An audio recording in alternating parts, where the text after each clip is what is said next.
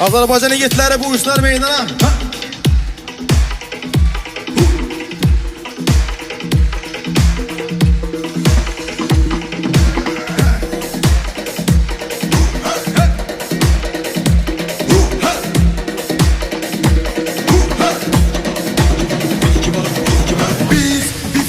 Bizdə Qafqazlıyıq, oynak ritmimizlə qanatlı pərvazlıyıq. Can diyarım Azərbaycanlıyıq, bizləri igid qoşaq dəli qanlıyıq. Biz ki varıq, bizdə Qafqazlıyıq, oynak ritmimizlə qanatlı pərvazlıyıq. Can diyarım Azərbaycanlıyıq, bizləri igid qoşaq dəli qanlıyıq.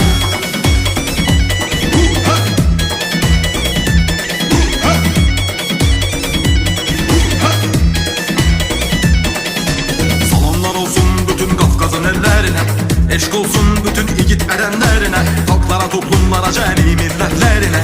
Mən subam bu yerlərinə, Azəri türklərinə. Bizlər üçün yox qorxu, hər an cəsarətliyik. Atılan ox kimi çelik qurudur əkliyik. Bu odlar diyarı kimi qaynar ərarətliyik. Qolumuzda gücümüz biz aslan biləkliyik. Öfkələrə yoxdur ki yeri biz girəndə meydana.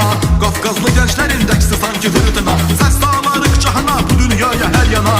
Canımız qurban, canım Azərbaycana. Biz ki varıq, bizdə Qafqazlıyıq, oynak ritmimizlə qanatlı pərvazlıyıq. Can diyarım Azərbaycanlıyıq, bizləri igid qoşaq dəli qanlıyıq. Biz ki varıq, bizdə Qafqazlıyıq, oynak ritmimizlə qanatlı pərvazlıyıq. Can diyarım Azərbaycanlıyıq, bizləri igid qoşaq dəli qanlıyıq.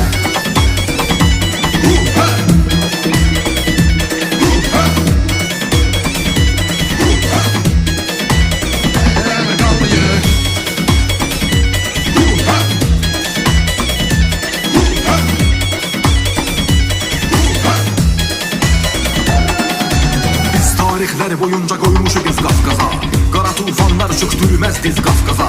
Əzəli daimi zakirik biz Qafqaza. Ey nankör etməni, yavaksızsız Qafqaza. Bizlər çox məğrur, bizdə əyilməz qurur. Çırpınır ürəyimiz yurd eşqi ilə vurur. Qarşıda bizlər üçün şanlı bir savaş tutur. Azəri igidləri uca tanrım qurur. Lərlər görüm Azərbaycan yiğitlərini şərəfli alqışlar. Var olun.